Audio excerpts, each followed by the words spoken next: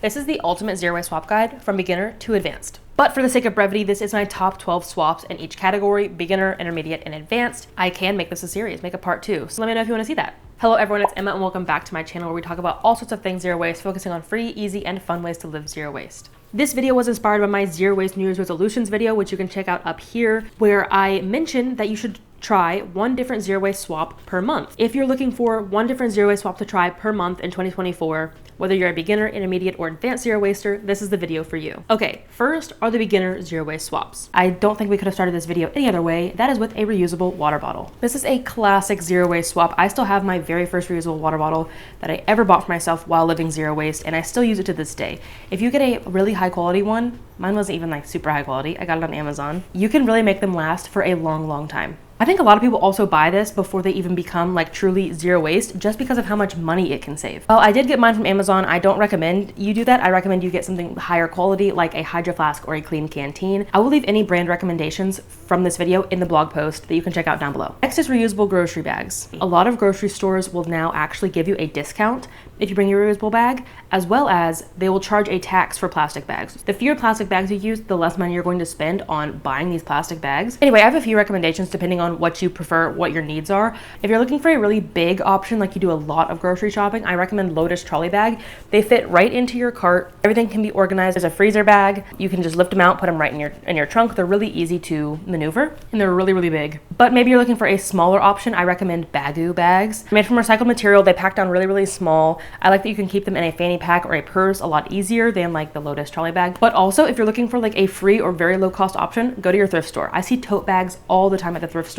Similar to that is produce bags. Now I just quit using produce bags and instead just go and, grab a few apples, put them in my cart, grab a few carrots, put them in my cart. It would help keep things more organized, sure, but I didn't like the hassle of bringing that many bags into the grocery store. But if you do want to use reusable produce bags, I recommend getting something made of natural material such as cotton or hemp and not plastic. Of course, it's reusable, so it's not the worst thing to use reusable plastic, but it's less harmful to create and dispose of natural materials. Next is a reusable coffee cup. Now, I'm not talking about like a mug that you use in your home. I'm talking about one that you can take to a cafe and get your coffee to go. This is another swap that can technically make you money because plenty of cafes these days give you a discount for bringing in your own cup. I've seen some, like myself in person, actually give up to $1 discount on bringing your reusable coffee cup. But of course, we're not here just for the money. We're here for the waste saving as well. So if you're an avid coffee or tea drinker, this can save you a lot of waste by bringing your reusable coffee cup to your local cafes. Even if you get a paper coffee cup, it's not recyclable. Imagine if you just had a sheet of paper that you poured a cup of coffee into. It would leak all over the place. It's not leaking because it's coated with plastic on the inside, rendering it non-recyclable or very difficult to recycle. So it's best to just go with your reusable. A swap I wish I had tried so much earlier, and honestly, I suppose it was one of my pretty early on swaps now that I think about it. I had it in Japan.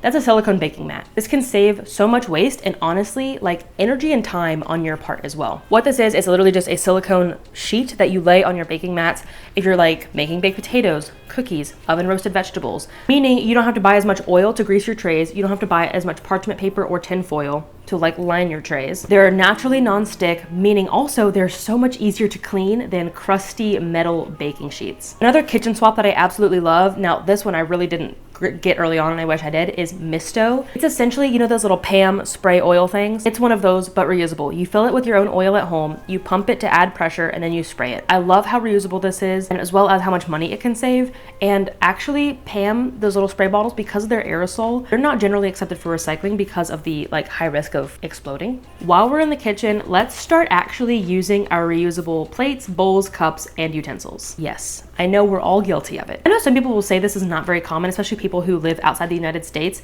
but in the US, it is extremely common to use disposables at home on a regular basis. Now, I understand some people have a need to use disposables, whether that be a disability, a mental illness, too much time, or not enough time, rather. But if you're able-bodied and you have a few minutes to spare, I highly encourage you start using your reusables. And if you don't have dishes or you don't have enough, maybe that's your issues, you just don't have enough of them to keep up, I highly recommend you just go to the thrift store and get some cheap ones. This next swap is super easy. There's no learning curve at all. That is getting bamboo or recycled toilet paper. The only difference is it might cost a little bit more depending on what brand you're already buying. But I did a full price breakdown in this video if you want to learn more about the popular Who Gives a Crap brand to other popular brands like Charmin. I love how easy this swap is and how much waste it can save. And if you're like, but I'm still throwing something away, how is it saving waste? Trees are super resource intensive to grow when it comes to water, transportation, milling, and all that sort of stuff. Just to wipe our butts. I prefer supporting the recycling industry, so I like to buy the recycled toilet paper, but bamboo is fine as well. I've tried both of them from Who Gives a Crap. They're very much the same texture. Let's talk about changing up our teeth care routine.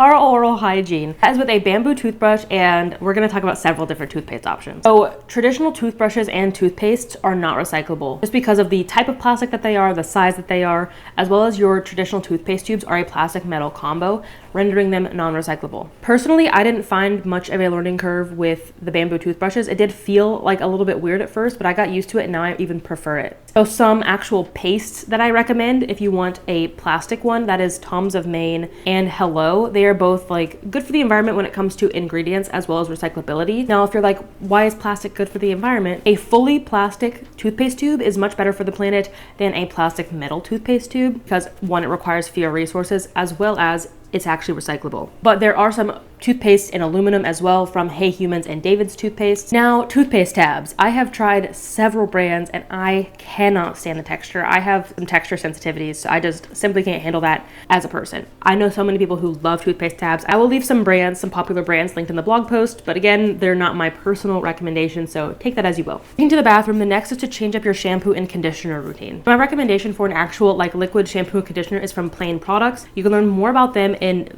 detail in this video, so much detail about actually how their refill program works, because once your bottles are empty, you send them back and they reuse them. My favorite shampoo bar of all time is a small brand I found in Las Vegas, like literally a mom and pop shampoo bar company.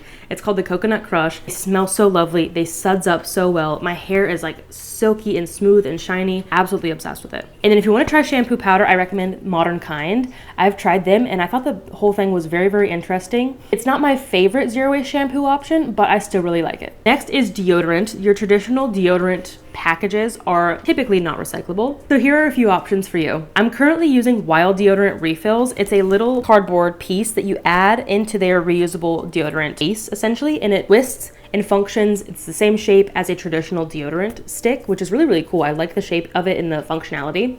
But if you want something that's just totally disposable, my favorite is Native. Native is really expensive though, so it's not my favorite swap for that. But I do like that it is also comes in cardboard, is the same shape as like a traditional deodorant stick. And I like their smells. They're not too strong, but there's still a little something there. And I actually have more zero waste deodorant recommendations in this video. If I'm out of cards, it's down below. When it comes to cleaning, drying your hands and so forth, ditch the paper towels and use rags and towels instead. This is easily one of the lowest cost swaps on this list because I guarantee everyone out there already has some rags lying around that you've accumulated over the years. Like sure, you could buy new rags, but why bother when you probably already have a drawer full? While being low cost, it can also even save you a lot of money by not having to buy nearly as many paper towels for cleaning up messes. Speaking of cleaning, swap out those plastic sponges for a bioplastic sponge or a wooden dish brush instead. I am obsessed with these bioplastic sponges. And for a wooden dish brush, there are a few options I have linked in the blog post from Earth Hero. They have tons of options from big options to small options and everything in between. Next is to try eco-friendly laundry detergent. If you've been around the channel for a while, you know I have reviewed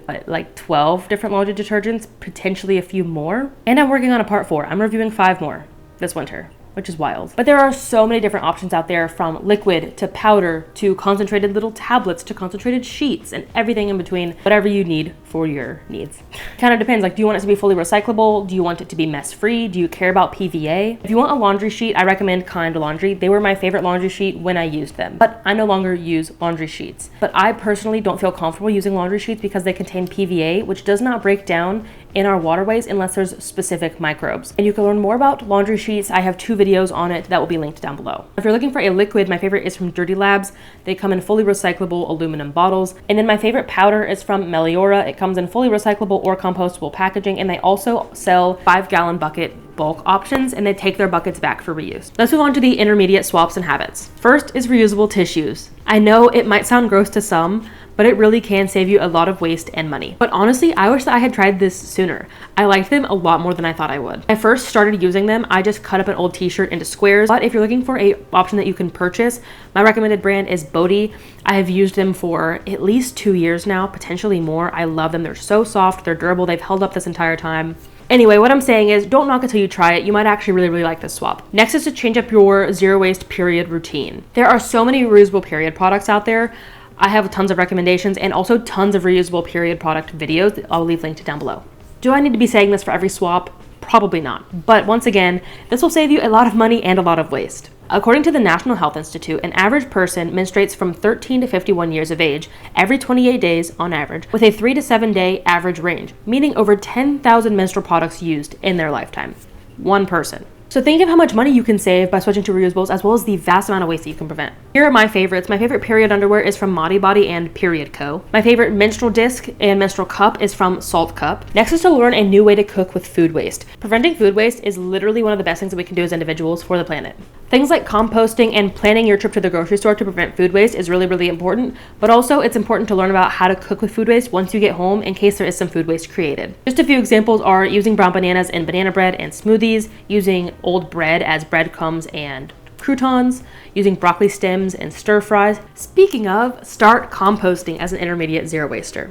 While this is a way to prevent food waste, I think it's a little bit different, and I still think it's one of the most important things that we can do as individuals for climate change. Sending food waste to the landfill creates a lot of methane emissions, which is one of the most potent greenhouse gases. And there are so many different ways that you can compost, from a worm bin to a composter machine to a compost pile to city pickup, and literally anything in between. I have a full video on 12 ways that you can compost in this video. Another skill that I think is really important when it comes to living zero waste is learning how to mend. This could be fixing small holes, dyeing your clothes to make them unstained, putting buttons back on garments, and so forth. You really can just learn how to fix minor flaws in your clothing. I learned to sew as a child from my mom, but I'm sure there's also tons of great videos out there on YouTube. Next is to cut out some animal products from your diet, whether you want to be vegan, vegetarian, or just cut out a little bit. I have a video, it's quite old, but I'm pretty confident the information is still good, on why eating fewer animal products is so much better for the planet, that you can check out down below. Animal products are easily one of the most environmentally intense foods that we can consume. So the fewer that we consume, the better that it is for the planet.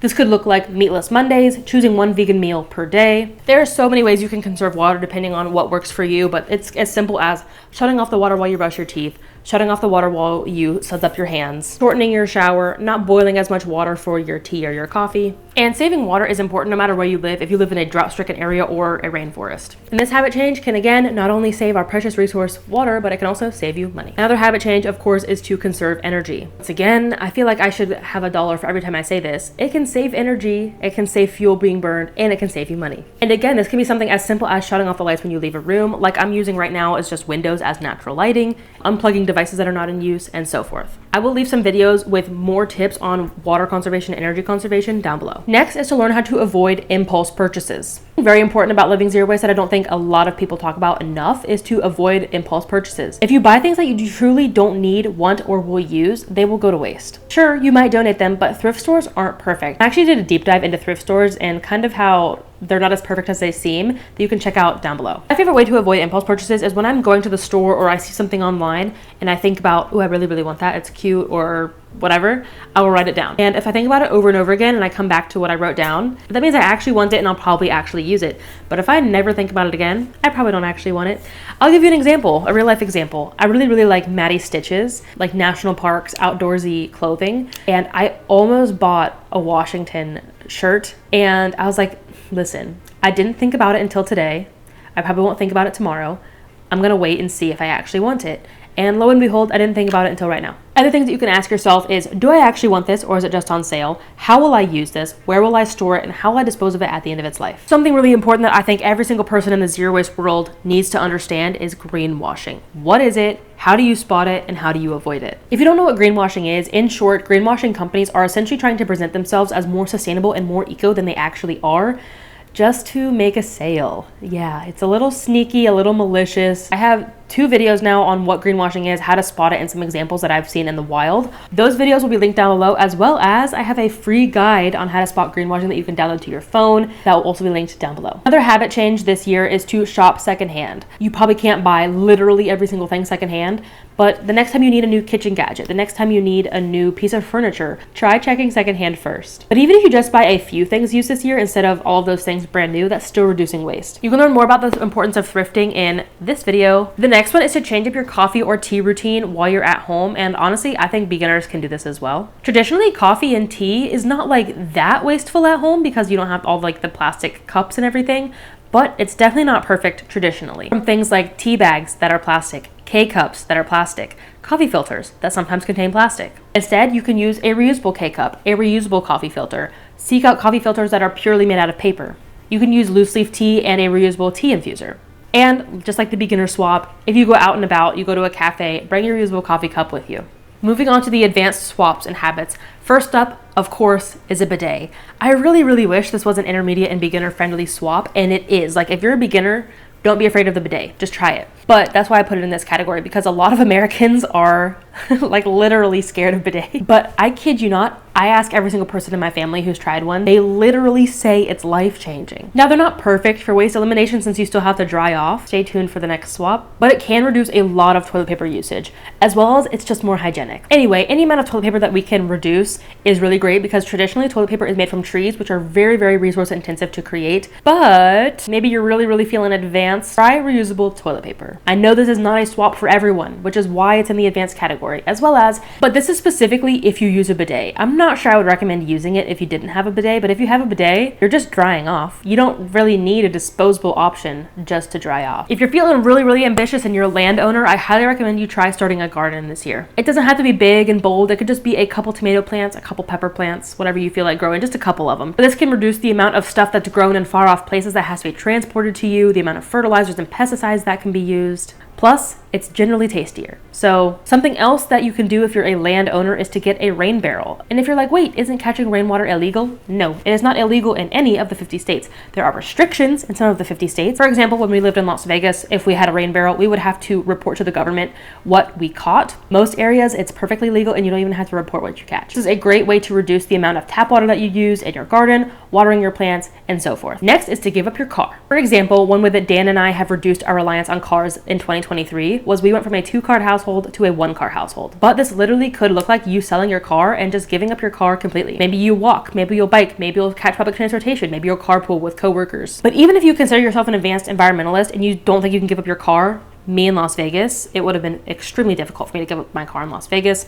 You can check out this video right here. I think it's 10 ways that you can boycott fossil fuels without having to give up your car. Make your lawn eco-friendly. I talk more about this in depth in my zero waste resolutions video that you can check out above and below, but I'll give you the short version. Traditionally, our green grass lawns are not good for the planet. Yes, they're green spaces, but they are not native plants. They are water intensive. They are not very good at controlling floods. They don't attract any biodiversity. They're really not good for the planet. This could look like letting it rewild into a meadow. This could look like replacing your non-native plants with native plants. This could look like planting some pollinator-friendly plants, setting up a bird bath and actually cleaning it, leaving the leaves in the fall, and so forth. Something else that you can do to boycott fossil fuels is by switching your bank. And if you're like, what does that even mean? Why are those two connected? Unfortunately, many banks invest your money, your hard-earned money, into fossil fuels. Why? Because fossil fuels is one of the easiest ways that banks can create a lot of money fast. And no, they don't ask your permission. They just take your money and invest it into wasteful practices around the world. So I encourage you to investigate your bank. See if they actually are investing your money into fossil fuels. And if they are, switch banks. If you want me to make a full video on this in the future, let me know. I'll be happy to. But for now, Getamary has made an excellent video on this, very in-depth, why banks do this, as well as some good bank options. I'll leave her video linked down below. Something else that you can do as an advanced zero waster is to switch to renewable energy. Yes, this could look like putting solar panels on your house, but it might be as easy as switching to a green grid. Now, this isn't always possible. I grew up in a very rural area where we only had one energy option, literally impossible to switch. But in Las Vegas, had we been homeowners, we could have switched. While we were investigating, we found it was around the same price, if not cheaper, but it definitely was not more expensive to switch. If you don't or can't have a rain barrel for one reason or another, something else that you can do is catch gray water within your home. This could look very intense, as in like changing the entire plumbing and routing the gray water to a gray water tank, or it could just be getting a couple buckets, and I just literally caught the gray water in my home. I would put a bucket in the kitchen sink, catch my dishwater, use that dishwater to water my plants. I would catch the water from heating up the shower, use that water to water my plants. This was all for my outdoor plants because once again, we lived in an HOA. But long story short, we were forced to keep our plants green. So I found a way to do it a little bit more eco-friendly by catching our gray water and reusing it. You could also use the water from heating up your shower to flush your toilet or even to clean, because like if it's just clean water that's cold, you can use it in other areas of your house. Man, I got a lot of these from Las Vegas. The next one is to line dry your clothing. I love line drying clothing. I think it's just so therapeutic, something about getting to spend some time outside hanging up your clothes, as well as I really did find that it made my clothes last longer. Earlier this spring, when we moved into the RV, we had to switch back to using a washer and dryer via a laundromat.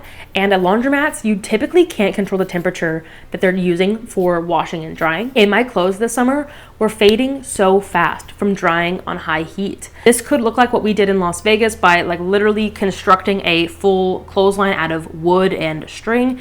It could also just look like getting a simple metal indoor rack if you don't have a yard or you're a renter. Anyway, moving on to the next one. That is to learn how to make some foods for yourself. I don't just mean like putting a microwave dinner in the microwave and like I made food for myself. What I mean is instead making stuff from scratch. Make chicken soup from scratch, make casseroles from scratch, make mac and cheese from scratch instead of getting boxed mac and cheese, just for a few examples. This can reduce a lot of plastic and non-recyclable waste because it's better to just buy a bunch of vegetables unpackaged than buy something in even recyclable packaging because, as mentioned, our recycling system is very broken. And lastly is to plan your meals before you go to the grocery store. Now, I'm no meal prepper, but I am a meal planner, and what that means is Dan and I will each pick a meal for the week. We'll buy exactly what we need for those recipes. We'll buy everything that we ran out of that week. We buy exactly what we need and no more because we don't want anything to go to waste. Plus, when we live in an RV, we don't have room to store extra food. If I went to the grocery store without a plan, the chances would be so much higher of some of that food going to the landfill, going to waste, which is literally creating methane, and sending food waste to the landfill is one of the worst things that we can do. And it's wasting money. You're literally throwing your money in the trash. All right, we made it. 36 swaps for you to try in 2024. If I missed some of your favorite zero waste swaps, leave them down below. So if you want me to continue this series on my top zero waste swaps, let me know, because maybe not even my top, just great zero waste swaps in general, because there are so many out there. Thank you so much for watching. I really appreciate your time. I will see you in the next video. But until then, remember that your small actions make a big difference in the long run. Bye guys. Bye guys. I'm not sure why I made that its own clip. Bye. Try checking secondhand first.